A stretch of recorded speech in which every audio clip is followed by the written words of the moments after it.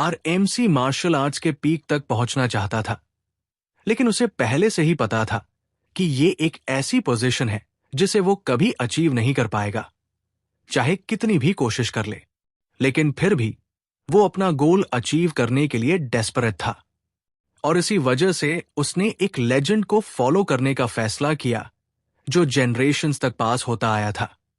कहा जाता था कि एक गोल्डन फ्रूट एक सैंक्चुरी के अंदर मौजूद है जिसे एक ड्रैगन गार्ड करता है। ये वही फ्रूट है जिसके बारे में कहा जाता है कि वो इमोर्टैलिटी देता है। और एक hard long fought battle dragon के अगेंस्ट लड़ने के बाद हमारा एमसी उस गोल्डन फ्रूट तक पहुंच गया। उसे ये देखकर सरप्राइज हुआ कि वो फ्रूट एक्चुअली एग्जिस्ट करता है। फिर वो ड्रैगन की लाश पर बैठ गया जैसे एक असली कॉन्करर, और फ्रूट खाने के लिए मूव किया। उसे कॉन्फिडेंस था कि ये फ्रूट खाकर वो मार्शल आर्ट्स के पीक तक पहुंच पाएगा। हमारे एमसी का नाम था गिल्फस एल्ड्रियन, और उसे दुनिया का सबसे स्ट्रांग माना जाता था। डेकेड्स बाद गिल्फस बूढ़ा हो गया और अपने डेथ बेड पर था। उसके फैमिली मेंबर्स उसके आसपास थे, और उसके पास बैठा था उसका एल्डेस्ट सन गाइलियम। गिल्फस नोटिस करता है कि उसका बेटा उदास है, और वो उससे अर्ज करता है कि अच्छा रहे, क्योंकि अब उसका टाइम आ गया है। गाइलियम उदास था कि वो अपने फादर को खो रहा है, बिल्कुल वैसे ही जैसे उसने अपनी मां को खोया था। जैसे ही गिल्फस के अंत के पल आते हैं, वो इमोर्टैलिटी फ्रूट के बारे में सोचता है और रियलाइज करता है कि वो बस एक बकवास कहानी थी। लेकिन फिर भी उसे ये तसल्ली मिलती है कि उसे एक वाइफ और चिल्ड्रन का ब्लेसिंग मिला। वो अपने बच्चों से कहता है कि उसने एक अच्छी जिंदगी जी है और उसे कोई पछतावा नहीं है। ऑल्दो डीप डाउन ये सब एक फ्रीकिंग झूठ था। गिल्फस के पास बेसिकली ये रिग्रेट था कि उसके पास और टाइम नहीं था मार्शल आर्ट्स के पीक तक पहुंचने का। मोमेंट्स बाद वो मर जाता है, लेकिन अचानक अपनी आंखें दोबारा खोलता है। वो शॉक्ड हो जाता है और वंडर करता है कि सब कुछ इतना डिफरेंट क्यों लग रहा है। उसे फील होता है कि उसका बॉडी बहुत लाइट है, और जब वो आसपास देखता है तो रियलाइज करता है कि उसके पास बेबी हैंड्स है। तब उसे समझ आता है कि वो एक बेबी है और एक बेबी के कॉट में पड़ा है। वो अपनी आंखों पर यकीन नहीं कर पाता, लेकिन खुद को काम करने की कोशिश करता है, क्योंकि अपने पास्ट लाइफ में वो एक 10 स्टार था। गिल्फस कंक्लूड करता है कि उसकी पोजीशन बिल्कुल नॉर्मल नहीं है, और ये वंडर करता है कि ऐसा उसके साथ किसने किया होगा। अचानक उसके दिमाग में फ्लैश होता है कि जो सो कॉल्ड इमोर्टैलिटी फ्रूट उसने खाया था, वो एक्चुअली इमोर्टैलिटी फ्रूट नहीं था। उस फ्रूट का असली पावर था री इनकारनेशन, इमोर्टैलिटी नहीं। बिल्कुल वैसे ही जैसे उसने पहले सस्पेक्ट किया था। ये सोचकर वो स्माइल करता है और इसे बेटर लक मानता है। उसे लगता है कि अब वो फाइनली मार्शल आर्ट्स के पीक तक पहुंच सकता है। फिर उसे नोटिस होता है कि आसपास और भी बेबीज हैं, और क्योंकि वो एक सेपरेट बिल्डिंग में है, उसे लगता है कि वो ड्रैगन फैमिली में रीबॉर्न हुआ है। लेकिन वो ये वंडर करता है कि रूम में इतने बेबीज क्यों हैं। तभी मेड्स रूम में एंटर करती है फीडिंग बॉटल्स के साथ। वो एक क्रिब में हाथ डालती है और एक बेबी गॉब्लिन को निकालकर उसे फीड करने लगती है। गिल्फस शॉक हो जाता है एक गॉब्लिन देखकर, और ये वंडर करता है कि मेड्स क्या करने वाली है। जैसे ही गॉब्लिन को एक रेड सब्सटेंस पिलाया जाता है, वो एक्सप्लोड कर जाता है और उसका ब्लड गिल्फस के फेस पर गिरता है। ये देखकर वो शॉक हो जाता है और उसके बॉडी में डर क्रॉल करने लगता है। वो फिगर आउट करने की कोशिश करता है कि बॉटल के अंदर आखिर है क्या। फिर मेड्स डिसाइड करती है कि उसे थोड़ा डाइल्यूट करना चाहिए, और फिर बच्चों को देना कंटिन्यू करती है। जल्दी ही गिल्फस को एक मेड ग्रैब कर लेती है, जबकि वो अभी भी ये समझने की कोशिश कर रहा होता है कि उन्होंने गॉब्लिन को ऐसा क्या खिलाया जो उसे एक्सप्लोड करवा गया। उसे क्लियरली दिखता है कि बॉटल के अंदर का कंटेंट मिल्क नहीं है, बल्कि वो मैजिक से ओवरफ्लो हो रहा है। उसे यकीन नहीं होता कि मेड्स बेबीज को ऐसी डेंजरस चीज पिला रही है। द मेड बॉटल उसके माउथ में पुश करती है, और जैसे ही गिल्फस को उसके कंटेंट का टेस्ट मिलता है, वो फाइनली रियलाइज करता है कि ये एंशिएंट ड्रैगन का ब्लड है। उसे यकीन ही नहीं होता कि ये लोग इतने इंसेन हैं कि बेबीज को ड्रैगन्स ब्लड पिला रहे हैं। तब उसे समझ आता है कि उन्होंने डाइल्यूट करने की बात क्यों की थी। वो डिसाइड करता है कि उसे स्पिट करना होगा, लेकिन याद आता है कि थोड़ा सा वो ऑलरेडी स्वॉलो कर चुका है। फिर कंक्लूड करता है कि थोड़ा सा अमाउंट उसे किल नहीं करेगा। उसे नोटिस होता है कि बाकी बेबीज भी वो सब्सटेंस स्पिट कर रहे हैं, तो वो डिसाइड करता है कि शायद यही बेस्ट होगा, वरना वो भी एक्सप्लोड कर जाएगा। लेकिन तभी उसके दिमाग में फ्लैश होता है कि शायद वो गलती कर रहा है। अगर वो सारा मैजिक पावर एब्जॉर्ब कर ले तो शायद वो अपने पास्ट सेल्फ को सरपास करके फाइनली मार्शल आर्ट्स के पीक तक पहुंच सके। उसे कुछ क्लू नहीं है कि एग्जैक्टली क्या हो रहा है, लेकिन वो डिसाइड करता है कि सिचुएशन का बेस्ट यूज करेगा। वो सारा बॉटल ड्रिंक कर जाता है और एक डिटर्मिन्ड फेस के साथ दिखाता है कि लोगों को उससे मेस क्यों नहीं करना चाहिए। इवन मेड शॉक हो जाती है देखकर कि गिल्फस खुशी से ड्रैगन्स ब्लड कंज्यूम कर रहा है, लेकिन साथ ही वो ग्लैड भी होती है कि चीजें उनके फेवर में जा रही है। बॉटल पूरा फिनिश करने के बाद उसे वापस कॉट में रख दिया जाता है और वो रियलाइज करता है कि बाकी बेबीज भी इस ऑर्डियल से सर्वाइव कर गए हैं। एक रेगुलर बेबी की तरह वो गुड मील के बाद स्लीपी फील करता है। 7 इयर्स लेटर गिल्फस अपने स्ट्रेंथ स्किल्स प्रैक्टिस करता हुआ दिखाई देता है। उसने अपने फीट पर एक बोल्डर रखा है और वो एक हाथ से पुशअप कर रहा है। वो 1000 पुशअप्स कंप्लीट करता है और फिर स्टोन को दूर तक पुश करके फेंक देता है। वो अपने बल्क्ड बॉडी को देखते हुए एडमिट करता है कि उसे ये बहुत पसंद है। अब गिल्फस का नाम जैक एल्ड्रियन है। जैक अपनी सारी स्ट्रेंथ का क्रेडिट देता है ड्रैगन ब्लड की क्वालिटी को जो उसने कंज्यूम किया था। ड्रैगन्स ब्लड में वास्ट अमाउंट ऑफ पावर था और जो बेबीज थोड़ा भी इंजेस्ट कर गए उनके बॉडीज भी रेगुलर ह्यूमन से कहीं ज्यादा स्ट्रांग बन गए, thanks to the divine dragons true source power जो उसने अपनी पास्ट लाइफ में एब्जॉर्ब किया था। जैक एबल था कि वो एंशिएंट ड्रैगन की यूनिक पावर का हर ड्रॉप ले सके। जैक एक ट्रांसफॉर्मेशन से गुजरा जो उसको खुद ही शॉक कर गया, लेकिन जैक नोटिस करता है कि वो अभी भी एक 1 स्टार वॉरियर है, जो उसके लिए डिसअपॉइंटिंग है क्योंकि उसे एटलीस्ट 4 स्टार्स पे होना चाहिए था। बेसिकली एक स्टार एक इंसान की ट्रू सोर्स पावर होती है जो अपनी लिमिट तक कॉम्प्रेस होती है। एक इंसान अपने बॉडी को एक यूनिवर्स इमेजिन करता है और स्टार्स को उसके अंदर फ्रीली मूव करने देता है, लेकिन हर स्टार के साथ डिफिकल्टी बढ़ जाती है क्योंकि जितने ज्यादा स्टार्स उतनी ही ज्यादा स्ट्रेंथ। जैक अपनी पास्ट लाइफ में 10 स्टार्स तक पहुंच गया था और वो दुनिया का पहला इंसान था जिसने ये रैंक अचीव किया। अब 7 साल हो गए हैं सिंस जैक का जन्म हुआ है as the son of the current head of the dragon family, लेकिन वो एक इलेजिटिमेट चाइल्ड है। उसकी मां पहले ही मर चुकी है और उसके फादर ने कभी अपना चेहरा भी नहीं दिखाया। जैक को यकीन नहीं होता कि उसका फादर एक पीस ऑफ ट्रैश निकला। अपेरेंटली वो एक मिलेनियम बाद रीइंकारनेट हुआ है जहां दुनिया वीक लोगों के मरने की जगह बन चुकी है स्ट्रॉन्ग के हाथों। यहां एक स्ट्रेंज रिचुअल भी होता है जिसे ड्रैगन्स ट्रायल कहते हैं। सिर्फ वही बेबीज जो ड्रैगन का ब्लड पीने के बाद सर्वाइव करते हैं उन्हें ड्रैगन वॉरियर्स के रूप में ट्रेन किया जाता है, लेकिन जैक को अब तक एक भी ट्रेनिंग नहीं मिली। जब वो मेड से कुछ क्वेश्चंस करता है, मेड बस ये कहती है कि वो बताने के लिए एट लिबर्टी नहीं है।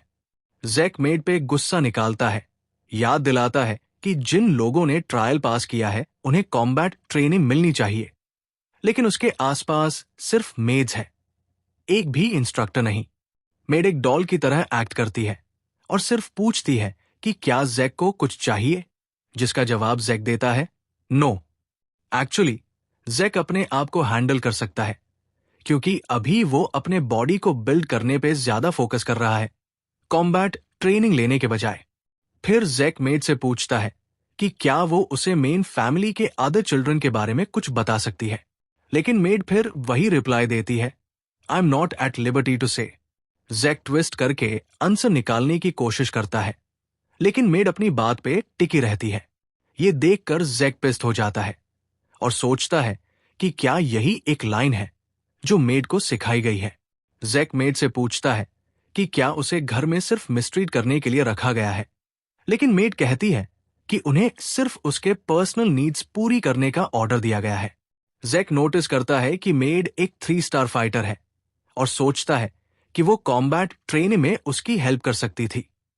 लेकिन जब मेड बिल्कुल भी हेल्पफुल नहीं होती, तो जैक डिसाइड करता है कि अब उसके लिए फॉरेस्ट में जाना बेस्ट है।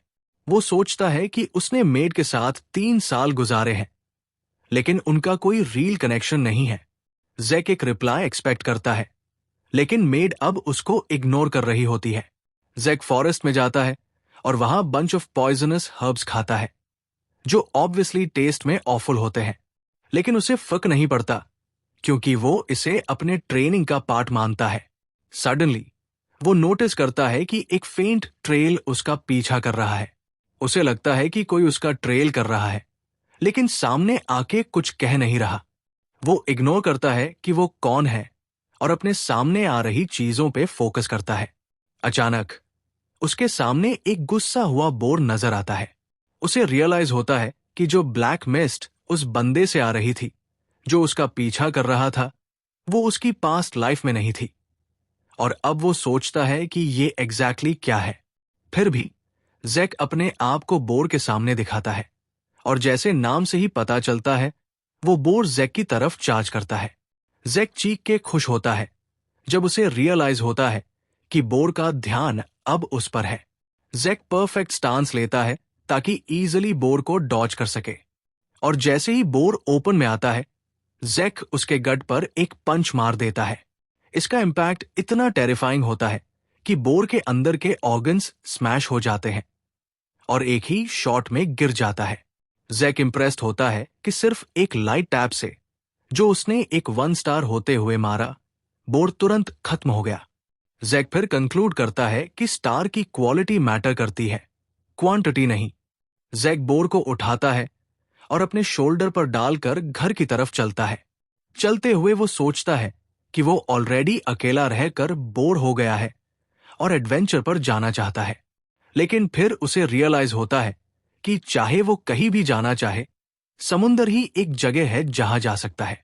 मीनवाइल जो स्ट्रेंज बंदा जैक का पीछा कर रहा था, वो शॉक में है देखकर कि जैक बिना एक भी कॉम्बैट ट्रेनिंग लिए सिर्फ एक पंच में बोर को खत्म कर गया। इसके अलावा नेक्स्ट पार्ट चाहिए तो कमेंट करो।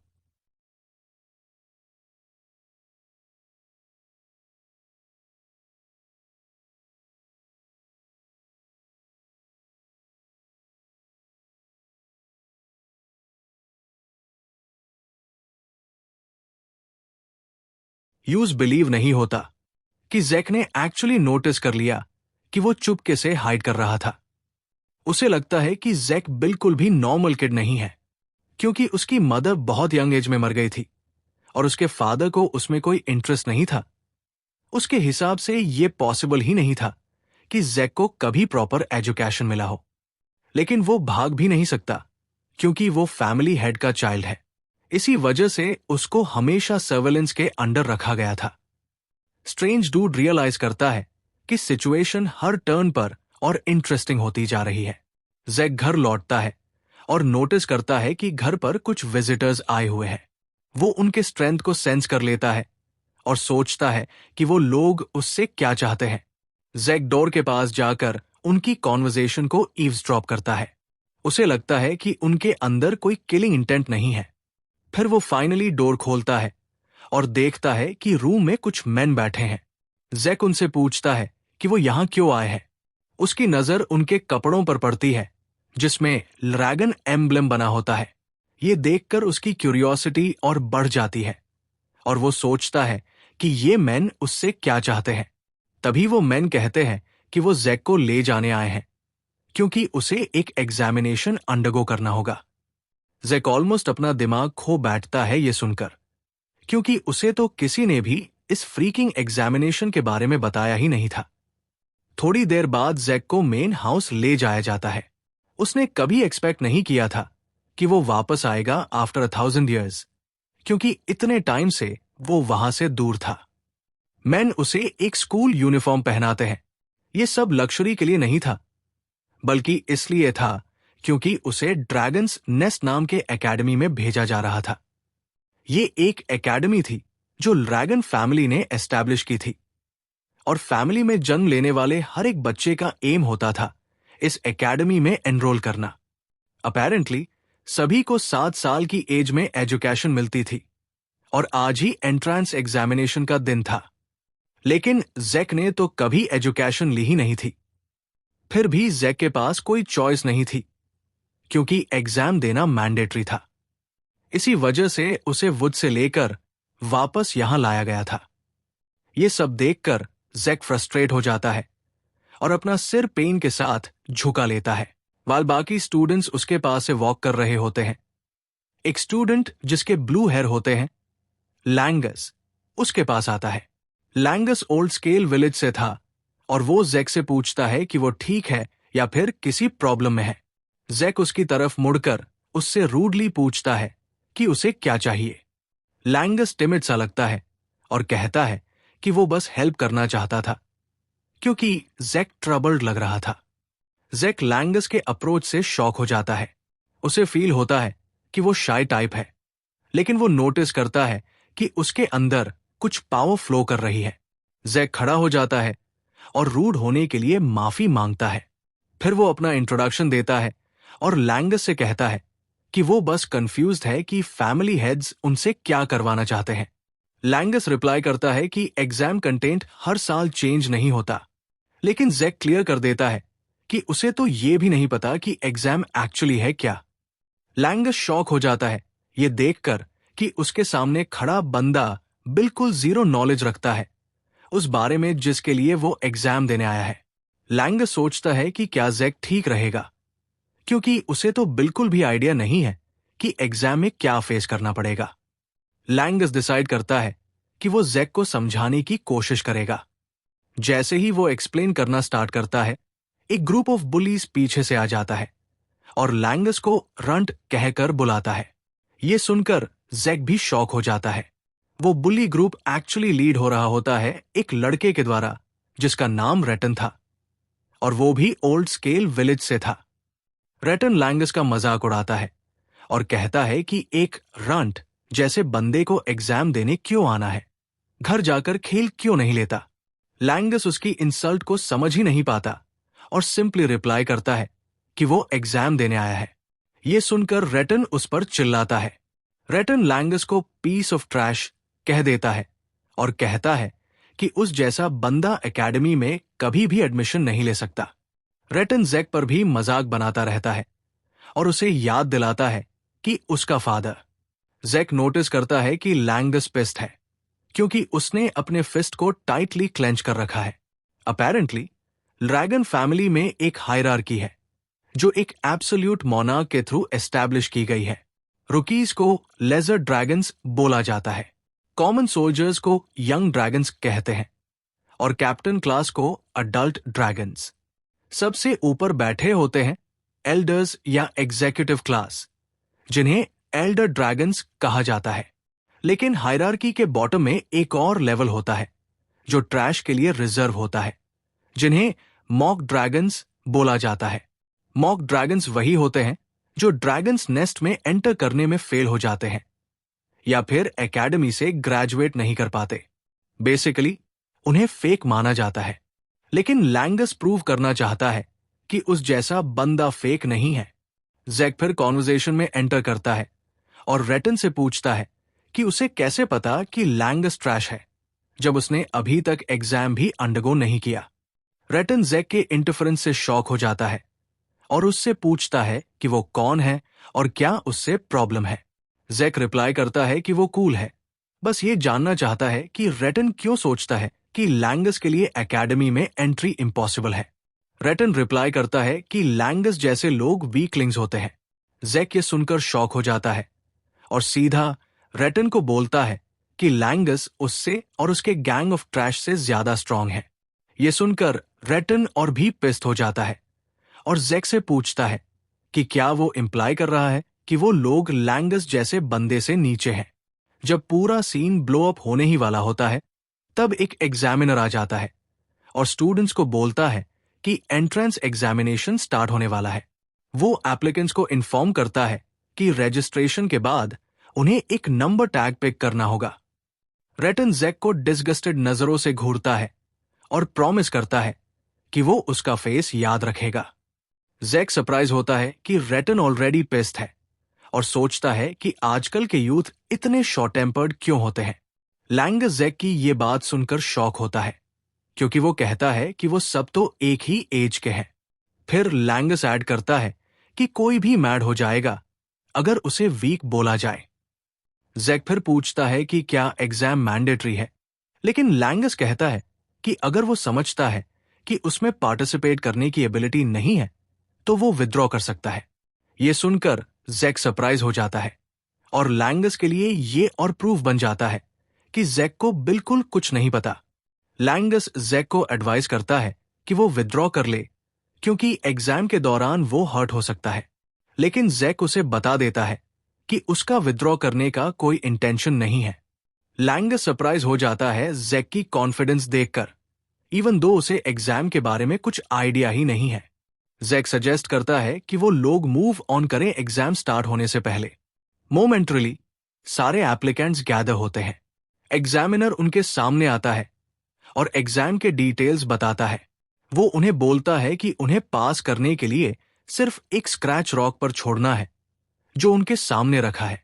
हाउएवर, नो वेपन्स अलाउड है एग्जाम में, सिर्फ वही जो एग्जामिनर्स प्रोवाइड करते हैं। थोड़ा इंटरेस्टिंग बनाने के लिए स्टूडेंट्स अपने बेयर हैंड्स भी यूज कर सकते हैं, बस कंडीशन ये है कि रॉक पर एक स्क्रैच आ जाए। एग्जामिनर फिर रिवील करता है कि सबको 3 अटेम्प्ट्स मिलेंगे, लेकिन जैक को ये एग्जाम बिल्कुल भी डिफिकल्ट नहीं लगता। लैंगस ये सुन के हॉरिफाइड हो जाता है और जैक वंडर करता है कि इसमें सरप्राइज क्या है, क्योंकि उन्हें बस एक स्क्रैच छोड़ना है रॉक पर। जैक ऑलरेडी एक्सपेक्ट कर रहा था कि एग्जाम क्रेजी होगा, जैसे उन्होंने ट्रायल में उन्हें ड्रैगन ब्लड पिलाया था। लेकिन जो वो अब देख रहा है उससे जैक काफी डिसअपॉइंटेड है। एग्जामिनर ऑर्डर देता है कि एग्जामिनेशन स्टार्ट हो जाए। पहला एप्लीकेंट रॉक के सामने जाता है और फुल फोर्स से स्लैश करता है, लेकिन उसका स्वॉर्ड वही शैटर हो जाता है और एक लाउड बैंग होता है जो सबको ऑलमोस्ट डेफ कर देता है। इतनी स्ट्रेंथ लगाने के बाद भी वो रॉक पर एक स्क्रैच नहीं छोड़ पाता। वो लड़का पेन में ग्राउंड पर गिर जाता है। एग्जामिनर्स उससे पूछते हैं कि क्या वो अपने रिमेनिंग 2 अटेम्प्ट्स यूज करना चाहता है, लेकिन वो इतना ज्यादा पेन में होता है कि कर नहीं पाता। उसे फॉरफिट डिक्लेयर कर दिया जाता है और तुरंत ले जाया जाता है। जैक नोटिस करता है कि लैंगस थोड़ा वियर्ड बिहेव कर रहा है और वो सोचता है कि ऐसा क्यों है जब एग्जाम तो इजी लग रहा है। तब जैक लैंगस से रॉक के बारे में पूछता है। लैंगस रिवील करता है कि उस रॉक का नाम रिजेनरेशन स्टोन है। ये स्टोन इंस्टेंटेनियसली कोई भी माइनर स्क्रैच रिपेयर कर देता है और अगर ब्रूट फोर्स से अटैक किया जाए तो वो डैमेज को 100 टाइम्स रिफ्लेक्ट कर देता है। जैक कंक्लूड करता है कि ये रॉक काफी आउटरेजियस है। लैंगस फिर मेंशन करता है कि रॉक पर स्क्रैच छोड़ना पॉसिबल है अगर बंदा अपने अंदर के ईथर सोर्स पावर को प्रॉपर्ली सर्कुलेट करे। ये सुनकर जैक समझ जाता है कि एग्जाम काफी हटके है। यहां फोकस मार्शल आर्ट्स स्किल पर नहीं है, बल्कि ईथर सोर्स पावर को प्रॉपर्ली हैंडल करने पर है। जैक पार्टिसिपेंट्स को देखकर जज करता है कि उनमें से काफी एप्लीकेंट्स पास कर सकते हैं। उसे लगता है कि रेटन और उसके गाइज भी स्ट्रांग हैं और पास कर लेंगे। बैठते बैठते जैक सुन रहा होता है कि एक एक करके एप्लीकेंट्स फेल हो रहे हैं और उनके आर्म्स टूट रहे हैं जब वो रॉक पर स्क्रैच छोड़ने की कोशिश करते हैं। मोमेंटरली एग्जामिनर अनाउंस करता है नंबर 315 जैक का नंबर। लैंगस जैक के लिए फेयर करता है और उससे विथड्रॉ करने को कहता है, लेकिन जैक उससे एश्योर करता है कि वो फाइन होगा। जैक आगे स्टेप लेता है और जैसे ही एग्जामिनर की नजर उस पर पड़ती है वो तुरंत एक इमेंस प्रेशर और ऑरा फील करता है जो जैक से निकल रही होती है। जैक से पूछा जाता है कि वो अपना वेपन चूज करे, लेकिन जैक सीधा रिप्लाई देता है कि उसे वेपन की जरूरत ही नहीं है, क्योंकि वो अपने बेयर हैंड्स यूज करने का प्लान कर रहा है। एग्जामिनर दोबारा कंफर्म करता है कि क्या वो सच में वेपन नहीं लेना चाहता, तो जैक कॉन्फिडेंटली कहता है हाँ, और एश्योर करता है कि उसके फिस्ट्स ही काम कर देंगे। बाकी स्टूडेंट्स ये सुन के उसका मजाक उड़ाने लगते हैं, कहने लगते हैं कि सिर्फ फिस्ट्स से रॉक पर स्क्रैच करना इम्पॉसिबल है। इवन लैंगस भी जैक पर बिलीव नहीं करता, क्योंकि उसे जेन्युइनली लगता है कि जैक के आर्म्स और फिस्ट्स फट जाएंगे। और नेक्स्ट पार्ट चाहिए तो कमेंट करो।